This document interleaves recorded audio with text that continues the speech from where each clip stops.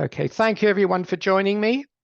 We're back to our Gemara Sukkah. We missed a week, and we're actually going to miss the next 2 weeks. I'll try and remind you of this in the next during the course of this year, because we're going to London and we'll be away for 2 weeks. So we're going to miss the next two. And if I can, I'll send out an email just to remind people that those shiurim are not going to be on. The next 2 Mondays, that is, will not be happening. We're in the Gemara now, Daf Nun Gimel Amud Aleph, in the final parak of Cholil, coming close to the conclusion of this Masechta. And finally, last week, the Gemara got back again to the topic of the Simchat Beit HaShoeva in the Beis HaMikdash. The celebrations that took place at the time of the libation ceremonies of the water and the wine, they took place every day, and there were very long celebratory events that were held in the Chotzer of the women's courtyard of the Beis HaMikdash throughout the days of Sukkot. And in discussing those celebrations, the Gemara brought a statement about Hillel, and Hillel made a rather an extraordinary statement here, that at the Simchas Beis HaShoeva, ani kan hakol kan, eini kan mi kan. And we spent some time discussing that. The statement really just translates as, if I'm here, everyone's here, and if I'm not here, who's here? It sounds like a statement of arrogance in which Hillel was suggesting that only his presence in the Beis HaMikdash was meaningful and nobody else's. If there's a flashing in the picture, I'm not responsible. I'm not sure why that's come about. We had gone through some interpretations and trying to change the nature of that statement to make some sense. I'm not going to go back over that now, but we spent some time looking at that strange statement. But it was a path that the Gemara followed to bring a few statements of Hillel, including one that was famous from Pirkei Avot, and we discussed that one as well. So we spent some time last week on some of the famous aphorisms of Hillel, which were found other places as well, which the Gemara just brought because Hillel makes the statement about his enjoyment of the Simchas Beis HaShoeva. The Gemara then brought some other rather extraordinary medrashim. So we're in a very Agadic part of the Gemara, which is all linked to the Simchas Beis HaShoeva and the events there. And I'm going to take up the Gemara now, where we are in Nun Gimel Amud Aleph, and unfortunately, if you've got a Gemara sheet over here, it's bang in the middle of the page somewhere in the dense text, and it's a very large page of text. In fact, it's 9 lines down from where the Gemara begins to widen towards the left. So the widest lines start about a quarter of the way down the page. It's a further 9 lines down, and it's in the middle of that 9th line down, if you like. And the Gemara starts there, Tanya, Amru Olav al Rabban Shimon and Gamliel. The line begins, La'atar, if you can find the first word of the line, Lamed Aleph Tov Reish. Then halfway through, you have Tanya, was taught in a brisa. Another story about the Simchas Beis HaShoeva and the ceremonials and celebrations there, a very extraordinary one. And we're going to spend a little bit of time in these stories talking about juggling, because it seems that juggling wasn't just something you see at the junctions in Israeli roads when people try to earn a bit of money by juggling their skittles up and down, but juggling was also a feature at the time of the Beis HaMikdash, when it was a celebratory time. Then the greatest sages used to practice juggling. So they must have been quite skillful in this activity if we take the following Gemaras.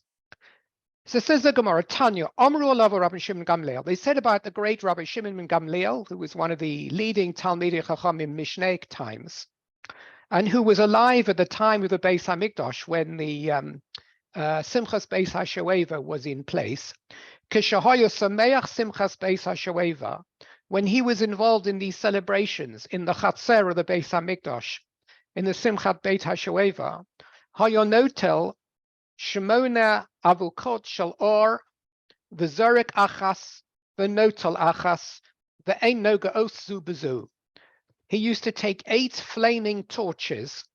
Seen this before in the juggling industry. He used to take 8 flaming torches, Shmona Avukot Shel Or, V'Zurek Achas, and he used to throw them, each one, and catch another, so that none of the torches were actually in contact or in his hand at the same time. It's a definition of juggling. You have a number, you have, in other words, 7 in the air and 1 in his hand, then he throws it up and he catches another one, and there's another 7 in the air. So he was able to juggle with 8 flaming torches. Quite a feat. So that's the first part of the statement over here, showing what a skillful juggler Rabbi Shimon Gamliel was, who's mentioned in the Mishnah so many times. He obviously had a side interest and a hobby, and he was able to do this. And we'll try and work out whether this is meant to be taken literally, or whether in fact it's just essentially an allusion to something that we ought to look at a little bit more deeply. And the next thing he used to do is Kishahu Mishtachaveh. And when he used to prostrate himself in the Beis HaMikdash, now this is not talking necessarily about the Simchas Beis HaShoeva. This is another skill that Rabbi Shimon Gamliel was able to demonstrate when he was in the Beis HaMikdash, and the brachos were coming, or the Shem Hashem was ringing out, and he had to do Kriya, he had to do Hishtachavah in the Beis HaMikdash. The people who were listening to the service would prostrate themselves on the ground. Then Rabbi Shimon Gamliel had a special craft in prostration. And what was that? When he prostrated himself, Keshohu Mishtachaveh, when he prostrated himself on the ground in the Beis HaMikdash, Noet Shnei Godolav Ba'aretz, he supported himself by digging his 2 thumbs into the ground, and supported himself simply on his thumbs, v'shocher, and came down low towards the earth. So he was parallel to the ground, within a few inches of the ground, supported only by 1 thumb on the right hand and the other thumb on the left hand. V'noshek es haritzpah, and he would embrace the ground from that position. And then v'zokef, he was able then to erect himself without any help, merely using those 2 thumbs, extraordinarily strong muscular thumbs of Rabbi Shimon ben Gamliel. And the Brisa goes on to say, "Ve'ein kol beria yochola la'asos kain." No other person was able to achieve this, because it required such extraordinary strength and skill, apart from him. The Zuhi Kida. And the Brisa goes on to say that this manner of prostration that Rabbi Shimon Gamliel demonstrates had its own name. It was called Kida. It wasn't called Hishtachavah. It was actually called Kida. It's another word for prostrating yourself, but prostrating yourself in such a way that you're supported only by your 2 thumbs, minimal contact with the ground, and then to be able to erect yourself without getting down to your knees, simply by an enormous shove of the thumbs until you popped up again like a jack-in-the-box to an upright position. This is something that Rabbi Shimon Gamliel was capable of doing. So there was 2 statements over here. The first statement was that he was a great juggler, and the second statement is that he was also very much capable of an extraordinary acrobatic effect of supporting himself on his thumbs. The juggling skill seems to be one that you can take literally. Clearly, at a time of great celebration, a person does things that he wouldn't normally do. I imagine in the Beis HaMedrash, when he was learning, when he was giving his shiurim, or he was being posek halachos, he wouldn't be playing around with torches of fire. But such was the simcha and the simchas Beis HaShoeva that people used to get involved in, if you like, acts of great agility. They used to do cartwheels and juggle and jump up and down, and presumably do the sorts of things that you sometimes see in a wedding around the chosen and the kala, to be mesameach chosen v'kala. And this was his trick, his shtick, this juggling act. Having said that, I did look at the Ein Yaakov, a sefer that specializes in agadot and the interpretation of Agadot. And one of the commentators there, the Anaf Yosef, doesn't want to take this literally. He says, are we really being told here in the Gemara that Rabbi Shimon Gamliel used to juggle with 8 flaming torches? And, this is the big deal of Rabbi Shimon Gamliel. And so he wants to say that this is essentially an allusion to a spiritual form of agility. And we're talking here about an intellectual agility. And this is not talking about the Simchas Beis HaShoeva celebration with juggling torches, but rather that there are something like 8 branches of Torah learning. And Rabbi Shimon Gamliel had all these 8 branches at his fingertips, so to speak, and he was able to deal with them all consecutively. He wouldn't get lost. He could spend a few hours studying Kabbalah, a few hours studying Talmud, and a few hours studying Tefillah, a few hours studying Kodshim, and no subject would touch the other. In other words, he would concentrate them one at a time. That's what it says over here, that these flaming torches would never contacted each other because they were in the air, separated by an air gap. So in the same time, he was able to juggle with all these forms of wisdom. Such was the greatness of Rabbi Shimon Gamliel. And he goes on to say that this claim that we have for Rabbi Shimon Gamliel, was able to support himself on his 2 thumbs. I mean, why are we so interested in this, the supporting yourself on 2 thumbs? Why doesn't he just get down to the ground like everybody else does? When we do, also on a Yom Kippur, we have our faces to the ground, and we're not trying to lower ourselves and then to erect ourselves on 2 thumbs. So he says something very interesting here as well. Again, Enough Yosef, looking for a deeper interpretation.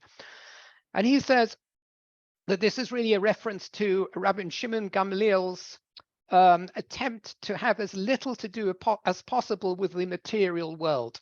The ground, the Ritzpah, represents materiality, yes, as opposed to the sky, which, if you like, represents spirituality. Rabbi Shimon Gamliel wanted to have minimum contact, if you like, with the ground. Very nice idea. Minimum contact with Gashmius, with materialism, with Chumiut. And therefore, this is signified in the Gemara. If you like, the mashal in the Gemara is that he supports himself only on his thumbs. He doesn't want to put all his 5 fingers or 10 fingers on the ground, because then he's supported by a lot more. He's in much more contact. This is a minimum contact sport, so to speak, over here. And so again, you have an interpretation of this Agada that doesn't look literally at the agility and gymnastic skills of Rabbi Shimon Gamliel, but seeks a deeper meaning. And we find that in Agada in many places. You can accept this Gemara at face value, talking about juggling and supporting yourself physically on 2 fingers, or you can accept it as trying to provide us with a deeper understanding of the internal workings of the mind of Rabbi Shimon Gamliel, that he was able to cope with many forms of Torah wisdom, and he was able to deal with them all without having to spend a year on each. He could simply open one sefer and close another sefer, and that's a form of intellectual juggling. And he was an individual who wished to take as little as possible from this world. And this is why we see him here supporting themselves on 2 thumbs. It's interesting, though, if you are taking the second claim that he used to support himself on 2 thumbs, and it says over here he was no shekas a ritzpah. That's something else some of the commentators point out, that he kissed the ground. Why should he kiss the ground? What's the kissing of the ground got to do over here? So the commentaries bring a statement that we find in Tehillim, where the pasuk says, "Ki rotzu avoneha as avoneha, as rotzu avodeha as avoneha." Your servants desire the stones in Eretz Yisrael. This is the idea that a person who makes aliyah, he gets off the plane in the old days, where you actually got off the plane down a staircase and you were on the tarmac, not where you go straight into some sort of bridge tunnel that takes you into the airport, which is what we see today. We don't have the opportunity anymore.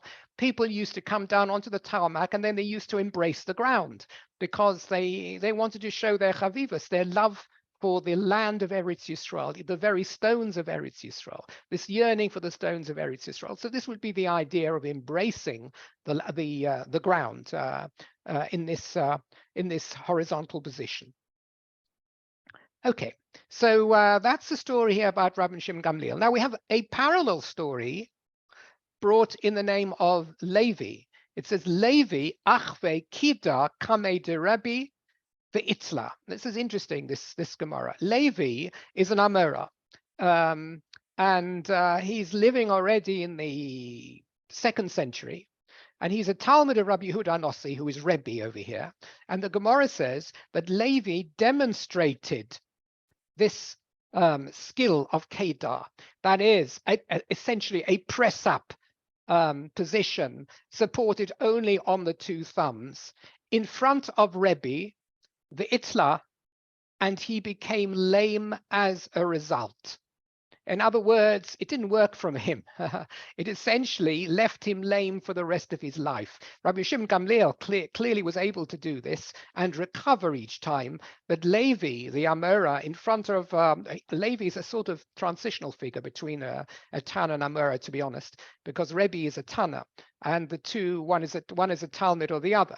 But he demonstrates this, and he says, this is how you do Kedar, he says to Rebbe, and then on his erection again, from the prostrate position, he found himself lame. Why should he have been lame? I would have thought he had 2 broken thumbs rather than becoming lame. So Rashi explains this very well. Rashi obviously had practiced this himself to be able to give us such a physically convincing explanation. He says that if you're horizontal on your 2 thumbs, so let's say you can do that and maybe you can support yourself. What is difficult is when you try to make yourself upright again without kneeling on the ground. It requires an enormous shove of the fingers.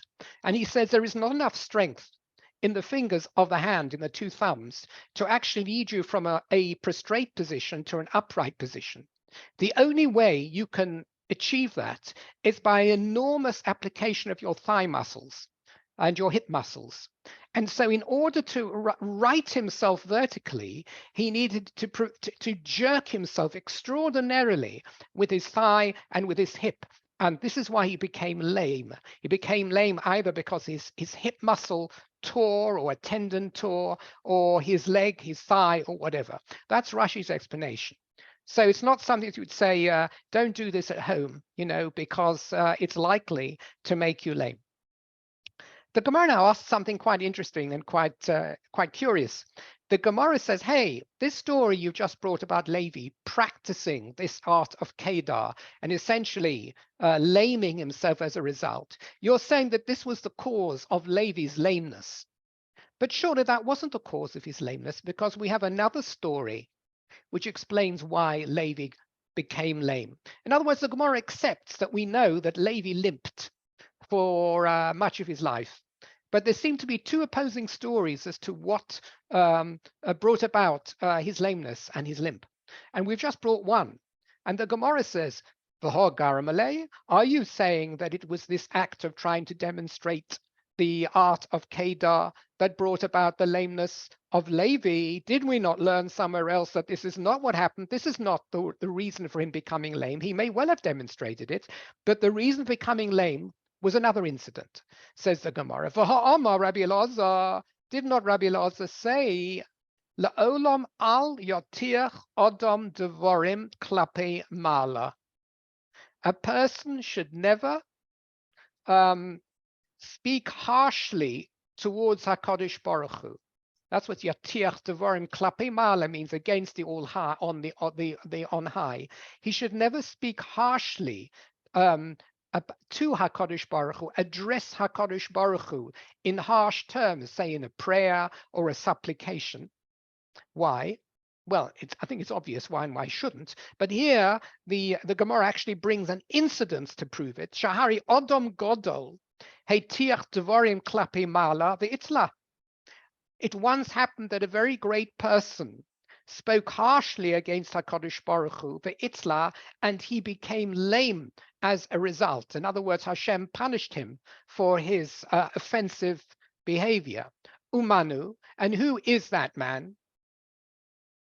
Levi. It is Levi. In other words, there's a story involving Levi in which he acted shall we say, rudely or offensively against HaKadosh Baruch Hu, and his lameness was a punishment for that. And I'll show you, I'll share this. The Gemara answers, by the way, just before I share the story, because it's an interesting story in itself. The Gemara says, Einachinama, you are right. That's what the Gemara says elsewhere, this Gemara in Tanis, that it was because he acted brazenly against HaKadosh Baruch Hu. But his lameness was the sum result of both incidents and not just the result of one. So what does that mean? How can it be the result of both? Why didn't it happen after the first incident? I mean, is it that HaKadosh Baruch Hu lost patience in him? The first incident wasn't he wasn't being offensive at all. He tried to demonstrate a difficult acrobatic skill and became lame. So the way Rashi explains it, when it says ha v'ha garma, it's the combination of the two that caused his lameness. So Rashi says, the first thing that happened was at some time he tried to demonstrate Kedar against is it the other way around? I think the first time he was trying to be harsh. He mentioned he spoke with HaKadosh Baruch Hu in terms that were not acceptable. But HaKadosh Baruch Hu did not make him lame there and then. In other words, like Erech Apayim, HaKadosh Baruch Hu held back his anger and let Levi get away with it until the point at which he endangered himself. And he went into this acrobatic poise and assumed that Kadosh Baruch Hu would give him, if you like, the koyach to erect himself in this incredible skill. And Hashem said, no, why should I help you? Wasn't it last year that you were matir klapai? Did you not act offensively towards me a year ago? Now you're on your own. And of course, Levi on his own really didn't have the skill and the strength to right himself vertically from that prostrate position, and therefore he became lame. But had he not provoked HaKadosh Baruch Hu in the first place, then he would have had the siyata tishmaya to have erected himself without damage. Interesting idea, the way in which Rashi brings these two stories together. Let me just share screen for a moment. And so here's the story. It's a Gemara in Tainus. Over here, Levi Gozal Tanisa Velo Osa Mitra. Let's just read the English because it's here. The Gemara relates a similar story. It's not a similar story. This is a Gemara elsewhere.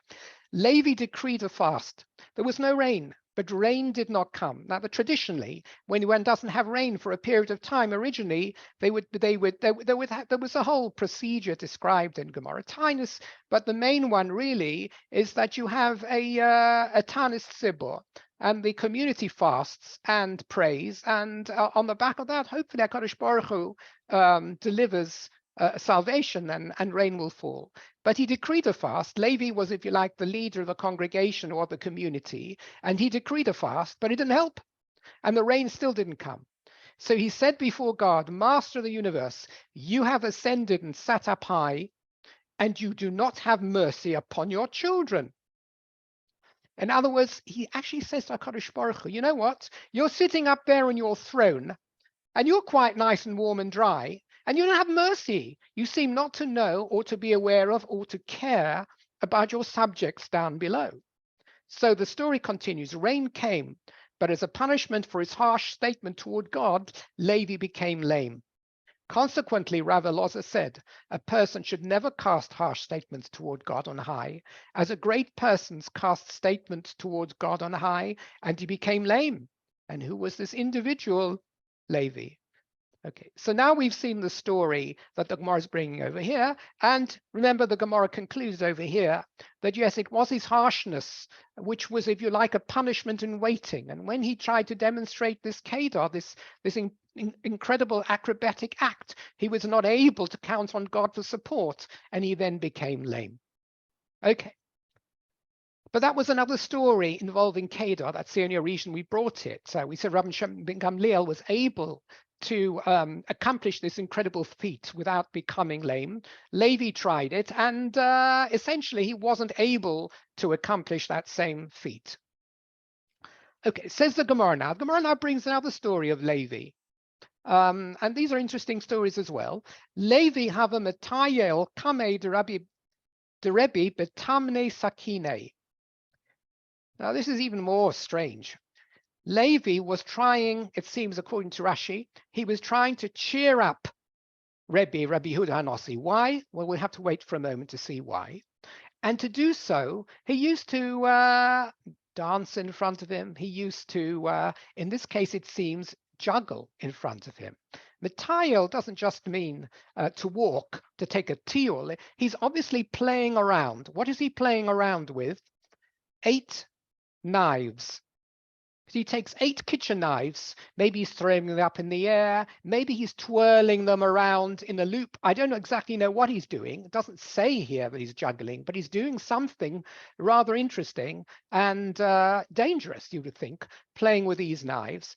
And this was his way in which he tried to bring Rebbe to a state of simcha. We were talking before about the simchas beis hashoeva, and the juggling was a way in which Rabbi Shimon Gamliel expressed his simcha, if you like, in the public. Over here, Levi was trying to bring a smile, if you like, onto Rebbe's face by showing his skill in juggling. It's something which one enjoys as a spectator sport. Now, it's interesting, Rashi explains why he was doing this. And he's not just doing this to impress him because he wants a better job. So let me just try and find the Rashi again. So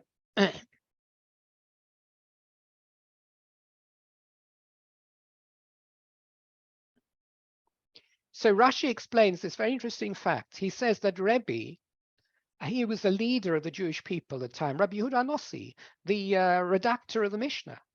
And he had the weight and responsibility as the Nossi of the whole Jewish people on him. And the very weight of the responsibility meant that he was always under enormous pressure. And Levi wanted to lift his spirits. But it's interesting because Rashi says further on that there's a Gemara in the Dorim that said, and this in a sense seems to advocate that Levi should not have done what he'd done. He says, Yuma de mochech be Rebbe osi proonos lealma. Extraordinary statement. The day in which Rebbe would laugh, punishment would come to the world. In other words, Rebbe suffered, if you like, this is this idea again, as a saintly individual, he suffered and prayed and agonized and took upon him much of the weight of the sins of the Jewish people. And he willingly took those upon himself. And if he would smile, if he would laugh, if all of a sudden the world was light to him, it meant that more of the responsibility and more of the consequences would fall on the rest of the Jewish people. In other words, it would be punishment for them. By him suffering, he removed some of the load of suffering from the people. And if he would have a good day, then that load would fall back on the Jewish people. So essentially, he has chosen to bear the load on himself. And he has chosen to remain so pressured. But somehow Levi wanted to lift his spirits, it seems over here, because otherwise, why would he start this act of juggling knives? Despite the fact that it seems to have been good for Klal Yisrael, for Rebbe, to be continuously bowed and under pressure and anxious. Just as a historical note, it's difficult to understand this because the Gemara actually says, even in Bava Metzia, says very clearly that Rebbe was living through a surprisingly and extraordinarily quiet and benign window in Jewish history at the time. The Jewish state was under the dominion of the Romans. There was no independent state. This is after Chorban Bayis Sheni. And the Romans were in charge. But Rebbe had very, very good terms and relationship with Antoninus, as we see many stories in the Gemara. Antony, who may have been the governor or some emperor figure in Rome. And they had an extraordinarily good intellectual relationship. And at the time, therefore, the governorship was well disposed towards the Jewish people. And there were not puranus. There wasn't suffering in the Jewish people at the time. And as a result, says the Gemara in Bava Metzia, Rebbe was able to bring down Mishnah, redact the Mishnah. He was able to bring all the Talmidei Chacham together and able to produce this magnum opus, which is essentially the canon of halachas, which hadn't been done before him and would not be able to be done after him because of this window of opportunity while there was peace and good prospects and relationships with the Romans. But it seems over here that he seems, according to the Rashi and the Gemara and the Dorim, he was always hard pressed and anxious, and he was taking the load off the Jewish people. How do we reconcile these two? They seem to be at odds with each other. So I haven't seen an explanation on this. I can only imagine that the same Gemara in Bava Metzia also says something else. It says that Rebbe had siyata dishmaya, and he was able to look into the future, and he realized that his generation was going to be the last generation in which there was a good relationship with the Romans. And following his death, there would be a catastrophic persecution of the Jewish people in Eretz Yisrael, as there was. So there was a single generation, maybe a period of 50 years, where the situation was benign. For the reasons that we've just discussed, Rebbe realized that if he did not canonize, if you like, put into official form and to write down the Mishnah in his generation, then all those lessons, all those halachas, all that Torah Shebaal Peh would be lost, because Talmidei Chacham would be persecuted, separated, and they wouldn't be able to come together to form a council to be able to canonize after his time. So he had a spirit of great foreboding. It wasn't the suffering he himself was going through. He was living in very luxurious situation, really, as the Nasi of Eretz Yisrael and as a friend of the Roman governor. But he saw the clouds that were going to pass over the Jewish people in the future, and that this was the last generation that was going to enjoy any form of peace and prosperity under Roman rule. And it may be that was his anxiety. It was his fear for the future and not the suffering in the present. Okay, that's Levi. Levi have metal kamei de Rebbe besamle sakine. Another story. Shmuel kamei shavo malka betmanya mazge chamra. Another case of someone juggling around. Yes, again, nothing to do with Simchas Beis HaShoeva. Levi was nothing to do with this either. This is post Second Temple. We're just showing the way in which Chazal were able to express themselves physically in front of other people for whatever reasons they felt were important, because of their joy, or because they wanted to cheer someone up, or because they wanted to impress someone. Now, Shmuel was the great head of a yeshiva. He was the counterpart of Rav. And nevertheless, he was also able to juggle. It seems if you were Rosh Yeshiva, you would have to have at least one other impressive gymnastic skill. It's not true anymore, I don't believe. Shmuel kamei shavo malka. Shmuel used to perform these strange acts in front of Shavo Malka, who was the Persian king. Betamania mazge chamra. With what? With 8 cups of wine, 8 goblets of wine. Rashi interestingly says, now this would be close to impossible, that he was able to juggle with 8 goblets of wine, even though those goblets were full and he never spilt any wine. That seems very difficult. Must be hard enough to juggle with 8 goblets of wine with those goblets not being full. But nevertheless, that's the way Rashi explains it. And that would impress Shavo Malka. So who was Shavo Malka? Also very interesting story. So let me take you to Shavo Malka. Shavo Malka appears several times in Talmud Bavli. We get to learn a lot of history in these stories. A huge amount of what we know from the history of the Talmudic period doesn't come in historical books. I mean, there's stuff in Josephus and some other writers. But we glean most of it, in fact, from these stories in the Talmud, where you get a sort of relaxing tale about what was going on and who was doing what and what the authorities were saying at the time. And here's where you get this sort of the background environment of the Talmudic period. So let me just take you to Shavo Malka. Here's Shavo Malka. Can you see him over here?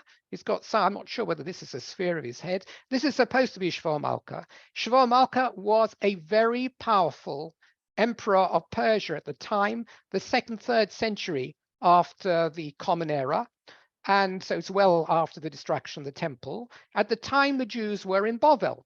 And the leaders were the Sassanid or Sassanak, or whatever they called them at the time, tribe that had control of Persia. And they had actually taken everything from, I don't know, India to Syria as part of their colony. Very, very powerful. And Shavo Malka defeated the Romans on several occasions and kept the Romans out of his territory. We're not talking about a small piddle leader. We're talking here about a major emperor. And Shmuel had a great relationship with Shmuel Malka. This is remarkable. So we have over here, like the emperor of Rome being on good terms with a little yid in a yeshiva somewhere, the Rosh Yeshiva. That was the case. So his little stories over here. This one is taken from probably an encyclopedia. Unfortunately, it's in Hebrew. So I've highlighted bits of this. Let's just take this bit. Shmuel Malka Rishon, there was a first and a second. Shehisro Ea im Shmuel became friendly with Shmuel, Rosh Yeshiva's Nehardar, who was the Rosh Yeshiva Nehardar. Shmuel Malka haya ohev Yisrael bemes. He was actually a Philo-Semite. He loved Jews. Ugomal lehem chasodim kol yemei malchuso, and all the time of his reign, he was kindly towards them. Kenireh begalal yediduso im Shmuel. It would appear because of his strong relationship with Shmuel that was the case. Again, actually, this is a very interesting limud. We find that during the period of Rebbe, there were very good relationships between the Jews and the Roman leadership. You know why? Because of the one-to-one friendship between Antoninus and Rebbe. Rebbe was the Nasi of Yisrael. Antoninus was the Roman leader in that part of the world. And when the two heads get on well with each other, where there's an understanding, where there is a warm atmosphere between them, when they're both interested in the same topics, even if they don't necessarily agree, it leads to a period of peace and coexistence between the two nations. It's not purely a national thing, very much personalities being involved. Over here, we see something which is really just a striking parallel. You have Shmuel, who somehow got close to Shmuel Malka, and Shmuel Malka was very interested in Shmuel, perhaps because he had a long beard and a shtreimel or whatever it is, and they got on very well. And as a result, the relationships between his governorship and his people and the Jews was strong, and therefore they had a placid coexistence. The Talmud Matarim also Kabal Nefesh Yakora. In the Talmud, he's described as being a Baal Nefesh Yakora, having if you like, a holy, or shall we say, a spiritual and fine and refined personality. He was Chosid Chonen Dalim. He was a person who was pious in himself, even though he waged enough wars, but he was Chonen Dalim, and he bestowed kindness on poor people. Umar besimcha sicha im chachmei Yisrael, and enjoyed many conversations, discussions, and disputations, as you like, with the sages of Israel. Kibel eitzo Shmuel v'ohav lisvaker ito. He took advice from Shmuel, and he loved to argue with him and debate with him. Choka b'chukei emunas Yisrael. He actually took some courses, you might say, in the Amunas Yisrael. In other words, is interested in the faith of the Jewish people, and Mishpateim, and in their laws. Ulif omim hishtatev b'takosim datim. And sometimes he was also present even at Jewish religious ceremonies. And the Gemara brings various, this article brings various Gemaras which are proof for this. Interestingly, again, if you look at the yellow over here, Yehude Bovel tolo tikvos rabos b'shvor malka. The Jews of Bovel, they pinned their hopes on Shmuel Malka, v'choshvu, and they even thought, this is interesting, ki yivna lehem es beis hamikdash kakoresh b'shato, that maybe he was going to be a new Koresh. Maybe he would say, Jews, go back from Bovel under my protectorship and rebuild your Beis Hamikdash. Now we know in practice it didn't happen, but we see the rapport which Shmuel had built up with Shmuel Malka. By the way, if you look up Shmuel Malka, you'll see him as Sapur, I think, in the English, S-A-P-U-R or S-A-P-P-U-R. There's a huge amount you'll find on Wikipedia and in history books. He was a major figure in the 200s, if you like, following the destruction of the Beis Hamikdash. So let's go back again. That was Shmuel Kaveh Shom Alka B'Tamanya Mazgei Chamra. Now the Gemara says Abaye also used to play these games, these gymnastic games.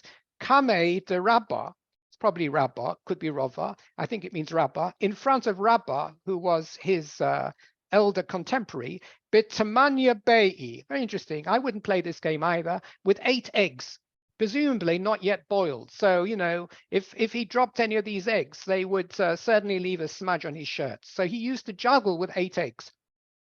For Omri law, although some say Ba'arba Bei, I'm not sure why we need to know. Some say he only juggled 4 eggs. Not such a big deal. It wasn't 8, but it was 4. Actually, one of the interesting things about these stories all the way through is that all involved the number 8.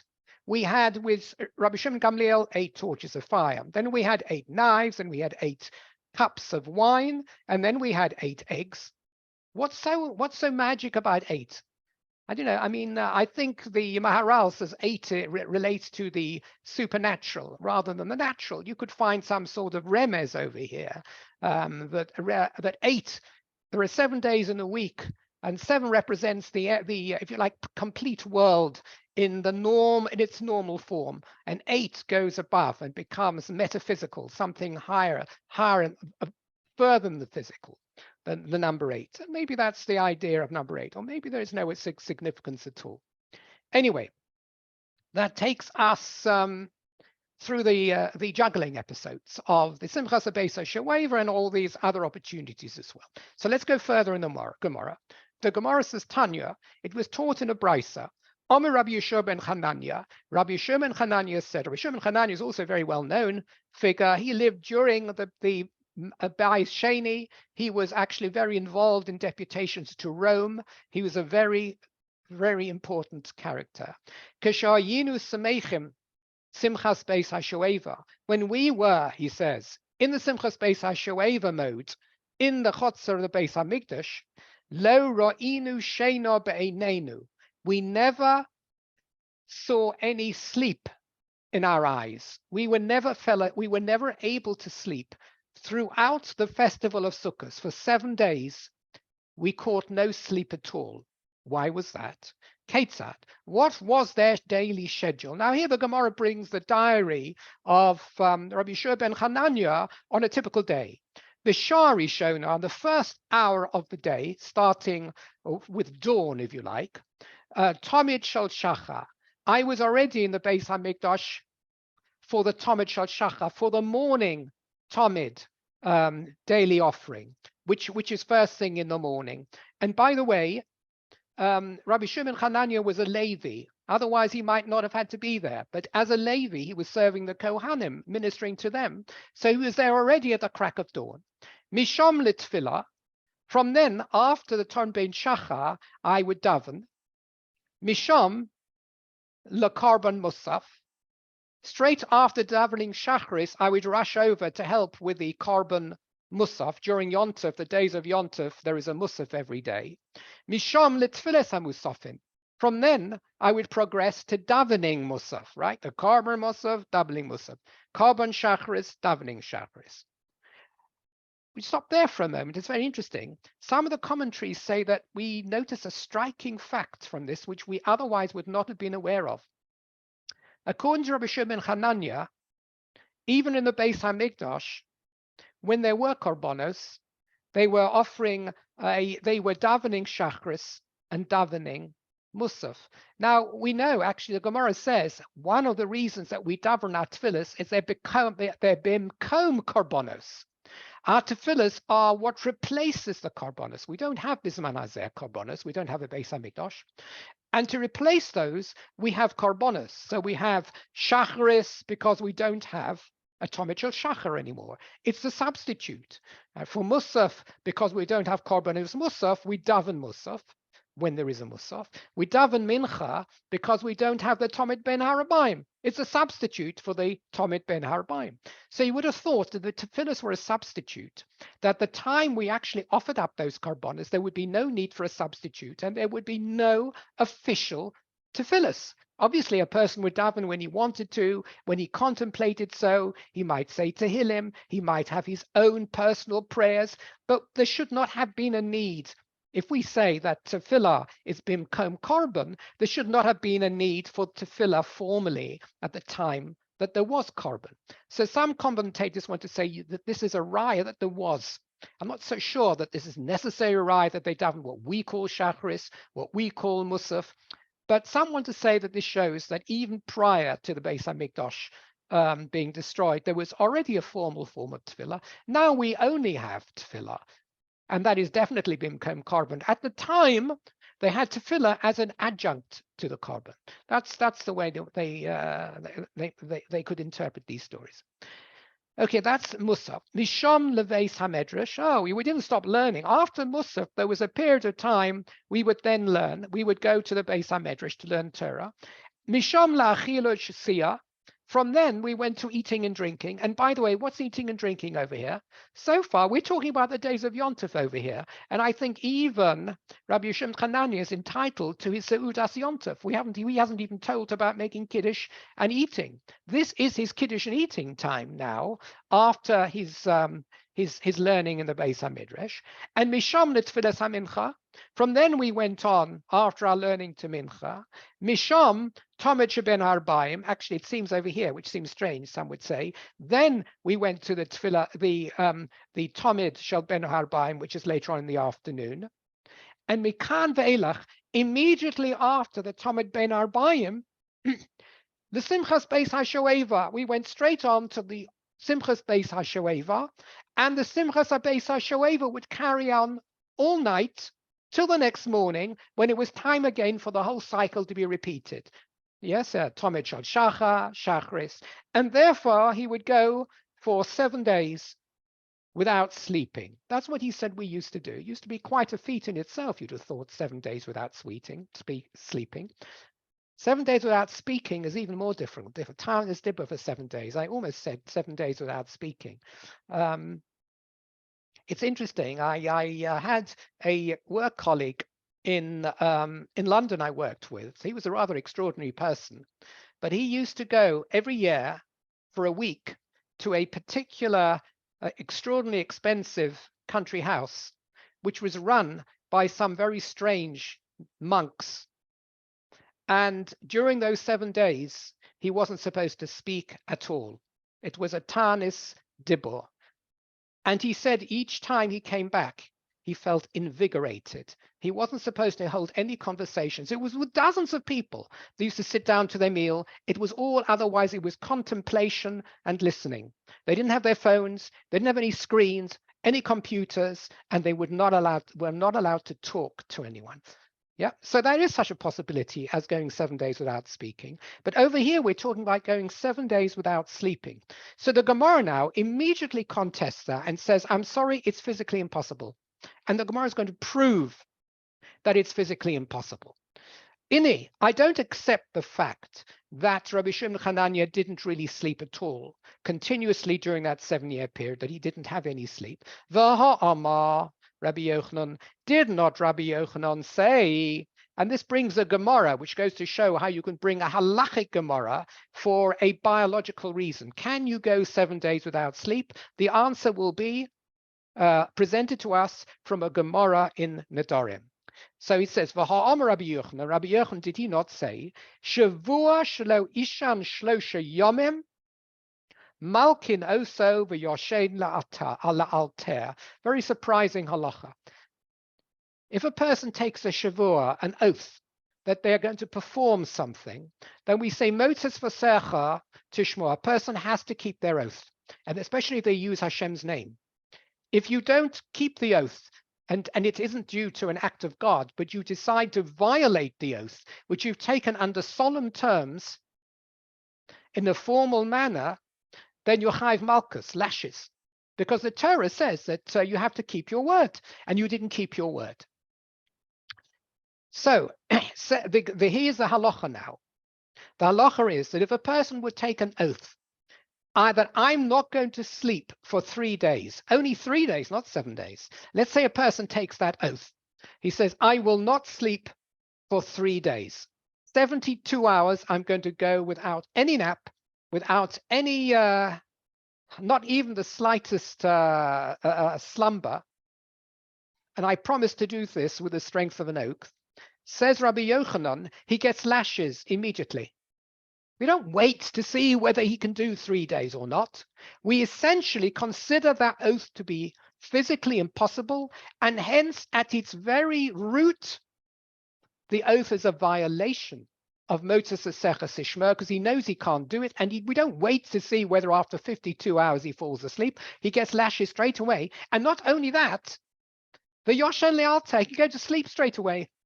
Because as far as we're concerned, it's a meaningless oath. He's taken God's name in vain. Since it's a meaningless oath, the oath never happened. And since the oath never happened, having taken that oath, he can go to sleep straight away, and he doesn't violate the oath anymore. He's already violated it at source, but the oath is invalid itself, but it was a violation of taking God's name in vain, and therefore he gets lashes. So what do we see from this halacha? This is halacha, that in the Gemara's assessment, it's impossible to go more than 72 hours, or even as much as 72 hours maybe, without sleep. And if that's the case, then on that measure, it's impossible for Rabbi Shimon Hanania to have gone 7 days without sleep. How could he have gone 7 days without sleep? 3 days is already an impossibility. Okay, so the Gemara accepts that. Elohachi Kama. This is what Rabbi Shua ben Hanania meant to say. When he said, I never slept 7 days, he meant lo ta'amnu ta'am sheina. We never really tasted sleep.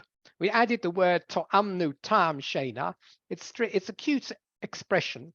And the way it's understood means that he may have had a little bit of a cat nap, but that's not sleep. You don't feel refreshed if you don't have sleep. Sleep means you go into a deeper state sleep. He never went into a deeper state sleep. What did he do? The Gemara now explains. Tahavi menamname akatva tahadodi. Cute idea. Imagine this picture. Everybody was exhausted, not just him, because they were going without formal sleep, so that from time to time they got so exhausted that each would place his head on the other's shoulder, and they would have 40 winks, 10 winks, whatever it is. Like you often see when I've seen this very many times when I've given a shiur, for example, and people have been present, and people are sitting around a table, that one of my listeners has fallen asleep, and then he's actually got his head on somebody else's shoulder. In fact, I gave a shiur once. It shows how uninteresting my shiurim were. And there were about 12 people there, and there was actually A put his head on B and B put his head on C. And it was a very, very cute picture. And I had to watch this. This went on for quite a while. But we had a double cat nap on the other person's shoulder. So it's quite possible to feel very slightly refreshed. And that is sufficient for him to have gone 7 days without formal sleep. Okay, let's just go a bit further now. The Gemara is now quoting some further words in the Mishnah. We finished with this catnapping. We finished with the juggling, all associated originally with the celebrations of Simchas Beis HaShoeva. The Gemara went on to say, the Mishnah went on to say, Chamesh Esrei Malus.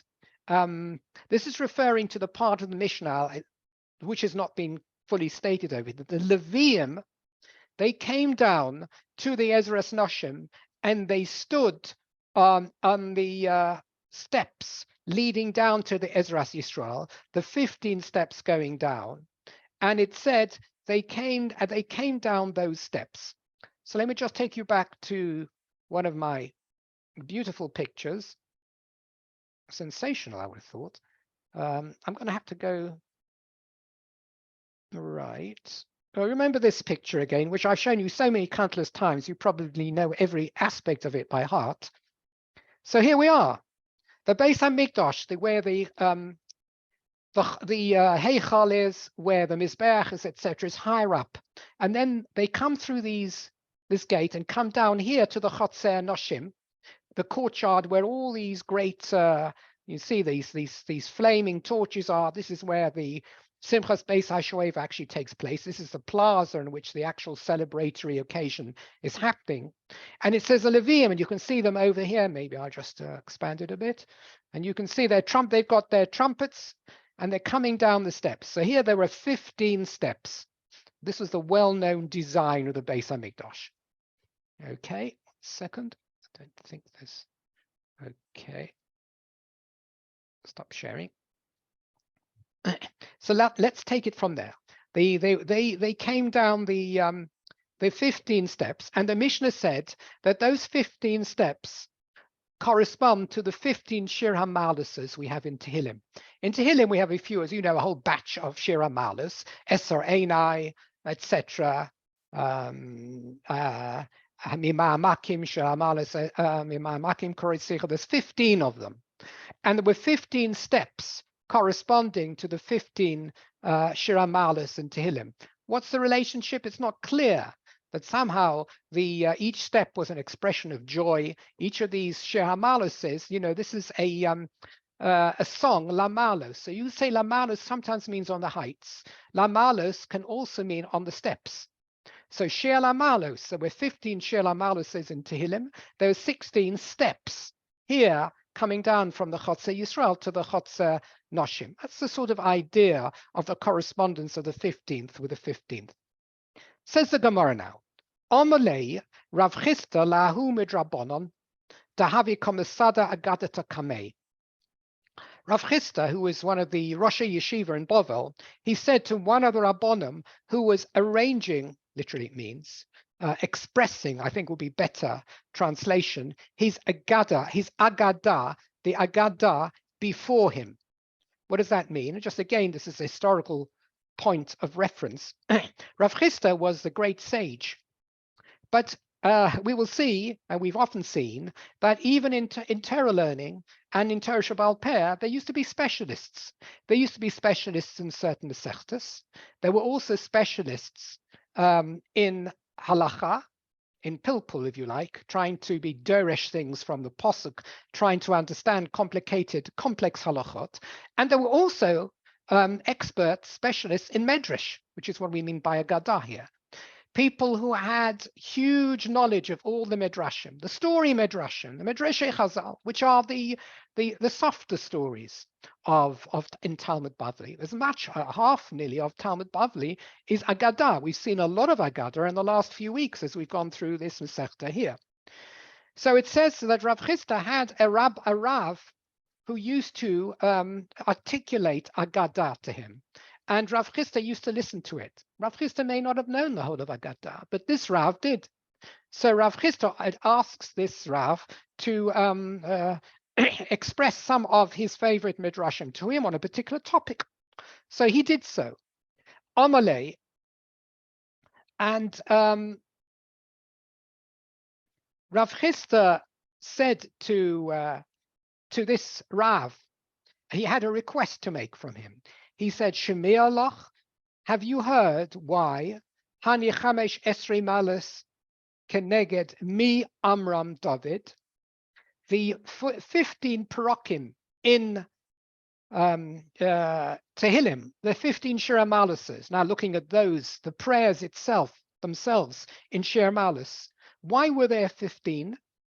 What were they corresponding to? If we assume Keneged Mi Amram David, David HaMelech was supposed to be the composer of those Tehillim. Why did he have 15? So Amalei, so the other sage said to him, Hachi Amar Rabbi Yochanan. This is Rabbi Yochanan told me is the reason for the 15 Shir HaMaluses. Not the 15 steps. The 15 steps correspond to the 15 Shir HaMaluses. But why were there 15 Shir HaMaluses? B'shah shekara David es Hashitin, the time at which David carved out the caverns underneath the Mizbeach, the pipes we talked about this weeks ago, where the wine and the water libations used to eventually fall into. There were these large containers or pipe mechanisms underneath the Mizbeach in the Beis HaMikdash. Kofar Tahoma, a great bulk of water came up from the Tahom, from the depths of the earth, and started to flood and gurgle upwards through the shittim, through these channels which he'd carved out. And essentially, he had opened an exit for the pressurized waters underneath the water table to come gushing out of the Mizbeach. Uboyele Mishtafa Alma, and it threatened to flood the whole world. Yeah, what happens if you drill a hole in your boat? Your boat's going to be inundated. He had somehow made a puncture through these shittim, through which all the waters were beginning to rise and inundate. So Amar David Chamesh Esrei Malus v'Horidon.